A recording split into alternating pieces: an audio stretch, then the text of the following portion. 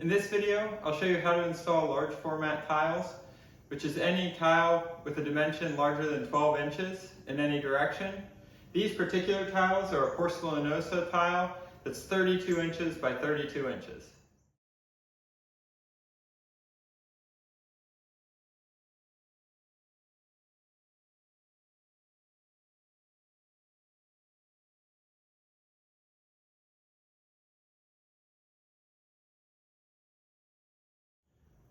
I've already leveled my floor, and there's a link right here where you can go check and see how I did self-leveling as my underlayment for these tiles.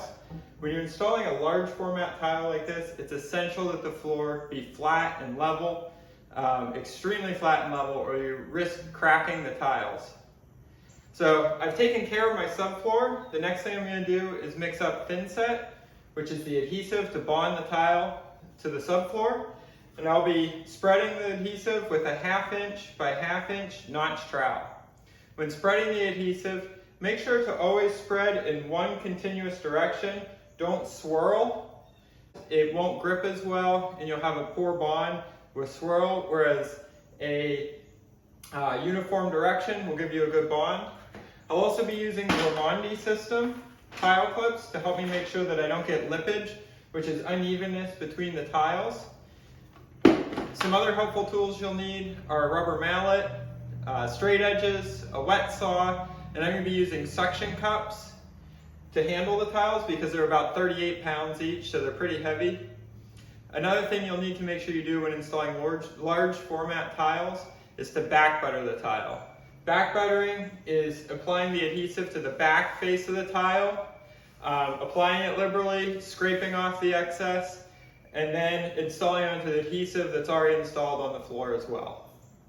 That'll ensure you get the best possible bond. I'll show you how I mix thinset mortar. So I've got a tape line on the outside of the bucket. That's my mark for 5.5 quarts. That's the minimum amount.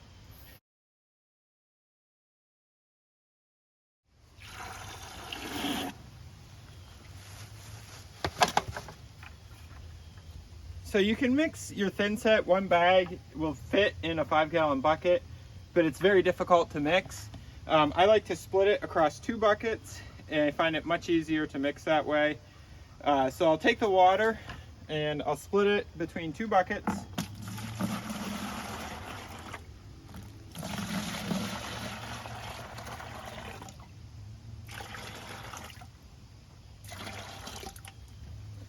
All right. Then I'm going to put on a dust mask to pour the thinset because it does create quite a bit of dust.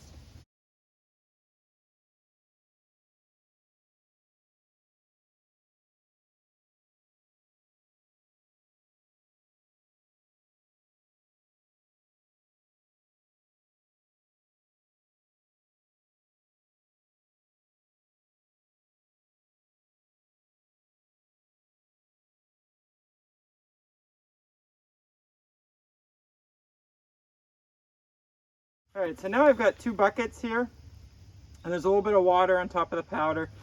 There are a couple ways you can mix this. You can use a hand trowel. You can use a hand trowel to stir it and mix it. This is pretty time consuming. You need to mix for probably about 5 minutes and then wait 5 to 10 minutes and mix it again. Don't add water on the second time. So that is one way of mixing it.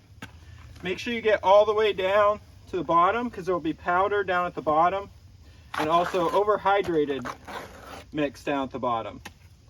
So make sure you're getting it mixed from top to bottom evenly. Another thing you can do is if you have a hand mixer like this, put it on its lowest speed setting,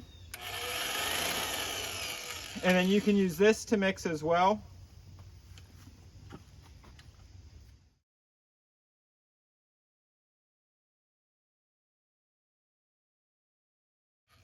I really like this hand mixer. I use it to mix my self-leveling underlayment too. It was pretty inexpensive on Amazon. I'll put a link in the description of this video to this exact model. When I'm using a hand mixer like this, I like to have a bucket of water where I can set it when I'm done. I just put it in there, run it, and then I can pull it out and it's ready to go, and I don't have to worry about the thinset curing to the paddle.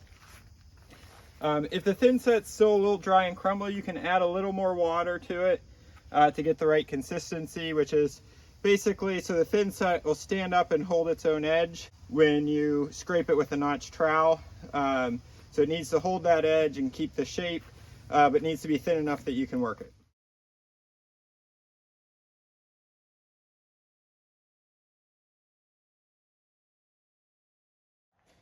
So you can see the first tile I installed here.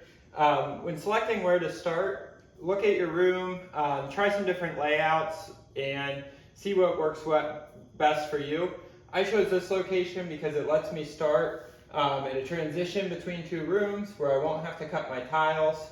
And then running out to the other end of the room, it also doesn't leave me with a short piece of tile to install. Also, that end is where cabinets are going to be, so you won't even see the end pieces. It also lets me avoid putting U-cuts in the tiles to go through doorways. U-cuts are really difficult to make and install without breaking the tile, because it really weakens the tile. So instead I'll be able to just notch these tiles to go in. You'll notice that I don't have much thin set here. What was here I scraped off. I've done one full row. These big tiles take a long time to work through the installation of each one. So I really try to keep just one working edge moving. So in this case, I snapped a line, start the thin set here. I've got a chalk line running here that shows me where the edge of my thin set needs to be. I'll come a little over it while I'm getting the tile set, and then scrape off the extra thin set. And I'll run past this line I've drawn here to make sure I have enough for the tile and the start of the next tile. You can see while the thin set was still wet, I put in the spacers for the clips in between. You want to make sure you put all these spacers in before the thin set dries. Otherwise, you won't be able to get them in to lock into the next tile. So what I'm going to do next is I'm going to spread the thin set. I'm using a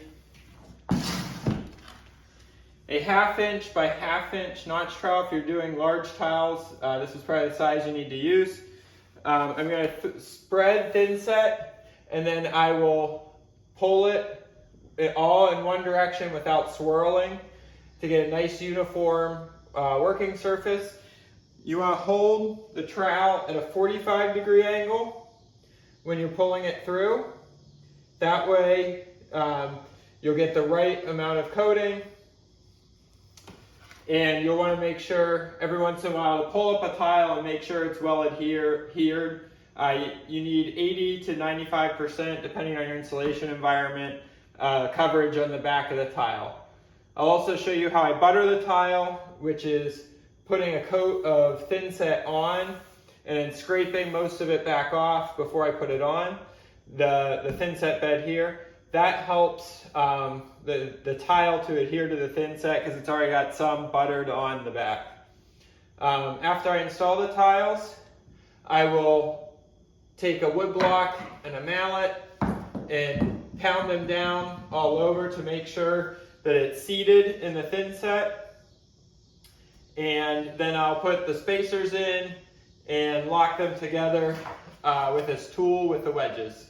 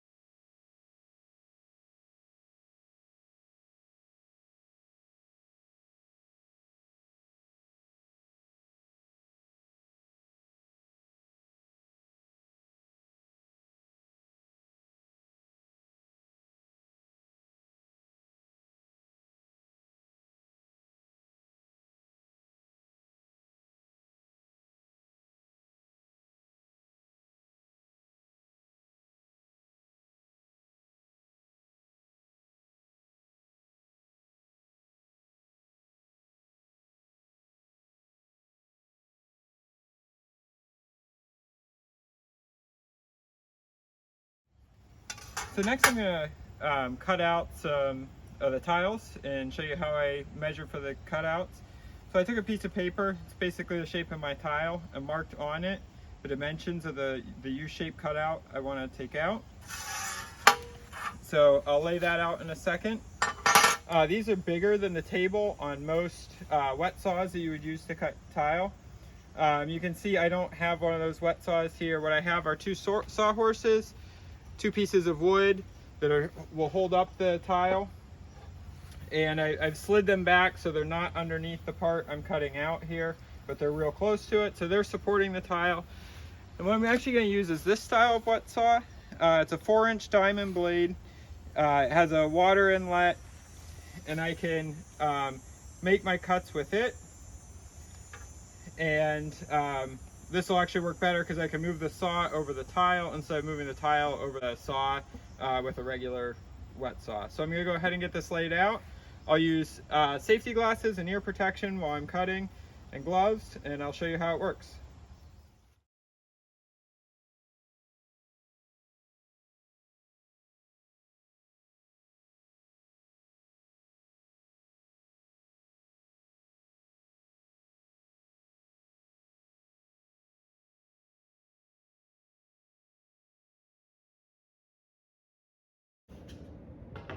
To place the tiles along this wall where I'm working around door openings, I'm going to remove the trim. It's going to make it a lot easier to get the tiles in place.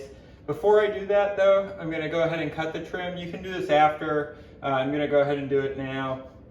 I've measured the height of an installed tile. It's 5/8 of an inch. This is a 5/8 piece of scrap plywood. So I'm going to use my oscillating tool to cut off the trim, using the plywood as a guide to make sure I'm at the right height.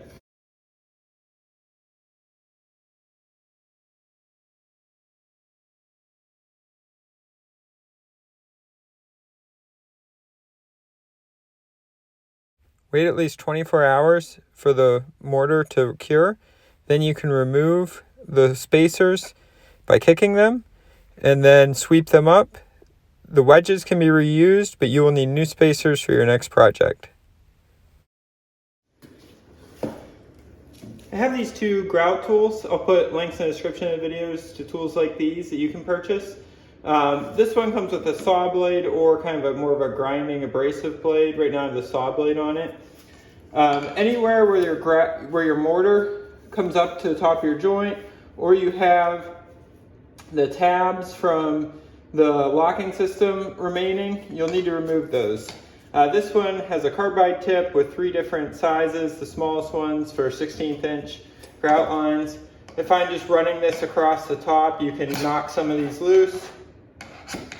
And those that you can't, you can come in and use the saw blade to clear out the grout, the mortar, to make sure you have room for your grout in here. This will even go through some of those plastic tabs if you need it to. After that, you're ready for grout. You can check out my video linked above that shows you how to apply grout to your tile floor.